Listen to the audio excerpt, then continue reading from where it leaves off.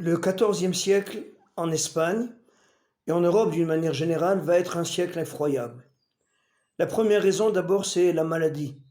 Ce que les historiens vont désigner par le terme général de peste noire, c'est une série d'épidémies qui va carrément foudroyer l'Europe et certains historiens n'hésitent pas à dire que la moitié, 50% de la population européenne va périr durant ces épidémies qui sont décrites par les chroniqueurs comme des espèces d'abcès qui recouvrent le corps des personnes et ces abcès éclatent en faisant saigner la personne, en laissant échapper du pus. C'est vraiment des descriptions horribles.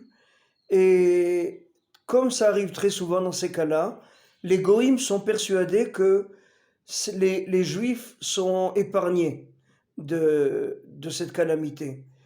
Et s'ils sont épargnés, ça veut tout simplement dire qu'ils sont, eux, les responsables de cette épidémie. Alors ils vont empoisonner les puits, selon eux, ils vont faire des tas de choses horribles. Et on peut se poser la question, comment se fait-il que les goïms arrivent à de telles conclusions? Alors, je voudrais proposer quelques éléments de réponse. Un élément qui est toujours très populaire dans les communautés juives, c'est de dire que les juifs vivaient dans un état, dans un respect hygiénique qui est beaucoup plus moderne que les gens du Moyen Âge. En ce sens que dès le moment où une personne se rince les mains après avoir été aux toilettes, dès moments où une personne se lave les mains avant de toucher une nourriture, dès le moment où une femme ou un homme se plonge dans le mikvé, incontestablement, on a ici un niveau d'hygiène qui pourrait apporter un rempart supplémentaire devant la maladie. Et une deuxième réponse que je voudrais évoquer ici, c'est une réponse beaucoup plus moderne, et peut-être que je suis influencé par le Covid-19. En ce sens que les Juifs devaient probablement vivre dans un état de, je vais utiliser un terme moderne, de confinement. Ils sont dans le ghetto. Le ghetto n'est pas fermé hermétiquement, mais incontestablement le ghetto est déconnecté socialement de la vie de tous les jours. Les goïms n'ont pas de raison de rentrer dans le ghetto.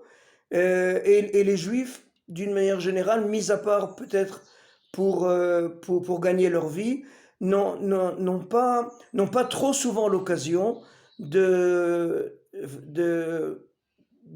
des contacts avec les goïms. Et cette espèce de confinement a probablement été une sorte de protection contre les juifs. Mais là aussi, d'une manière générale, les historiens sont sceptiques. Et la peste noire a aussi fait énormément de victimes parmi les juifs.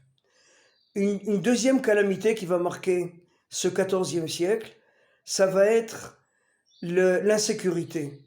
Il va avoir des bandes armées, des gendarmes en deux termes, des mercenaires, des brigands, des soldats démobilisés, très souvent ce sont les mêmes personnes, qui vont sillonner l'Europe, et chaque fois qu'ils auront l'occasion de s'abattre sur une proie facile, alors ils vont saisir cette occasion à deux mains, et l'autorité royale n'a pas toujours la force de protéger ces sujets. Et bien entendu, dans ces cas-là, la cible la plus facile, la cible qui va très souvent rester impunie, ça va être ces communautés juives. Et parmi ces chefs de bande, un d'eux va devenir célèbre en France. Il va aussi traverser les Pyrénées pour se mettre au service des rois de Castille. Vous le connaissez tous, il s'agit de Bertrand du Guesclin. Et dans cette atmosphère de maladie, dans cette atmosphère d'insécurité, nous sommes au Moyen-Âge, nous sommes dans une période ultra-religieuse. Les gens cherchent une réponse vers le ciel. Et très souvent, ils vont essayer de faire du zèle vis-à-vis de leurs croyances religieuses. Et pour les chrétiens, qui n'ont pas encore abandonné l'idée de croisade, l'idée de combattre les infidèles, en Espagne, ça va prendre une tournure tout à fait locale. Pour les chrétiens espagnols, il n'y a pas besoin d'aller en Terre Sainte pour aller combattre des musulmans ou des juifs. Ils ont tout ça sous la main. Et donc, on va assister à un nouveau phénomène qui va avoir un succès foudroyant pour la chrétienté et qui va être une véritable calamité pour les juifs. Ça va être l'activité de prédicateurs religieux, prédicateurs chrétiens. Le premier va s'appeler Fernando Martinez, et quelques années plus tard, il va être suppléé par un personnage lugubre, mais avec beaucoup plus de charisme, qui s'appelle Vincent Ferrer. Et ces deux prédicateurs vont recevoir la permission de prêcher dans les synagogues, et ils vont ainsi sillonner toute l'Espagne. Ils vont visiter des dizaines et des dizaines de synagogues, et après chacun de leurs sermons, des dizaines et des centaines de personnes vont se convertir. Et bien entendu, ces personnes-là ne rentrent pas seules à la synagogue, ils sont accompagnés par une foule qui n'attend que le premier signe pour se jeter sur le quartier juif, le piller, assassiner, violer et faire tout ce qu'ils sont capables de faire dans ces conditions-là. Et tout l'ensemble des communautés juives espagnoles va s'écrouler comme un château de sable, comme un château de cartes, pardon. Et l'une après l'autre, les communautés vont connaître leur moment de terreur, et on va même assister à certaines communautés où seulement à entendre le bruit ou à entendre la rumeur que Vincent Ferrer est en marche vers leur communauté, alors les rabbins vont aller au-devant des églises et vont annoncer qu'ils sont prêts à se convertir. Dans ce même siècle, il y a aussi une disputation.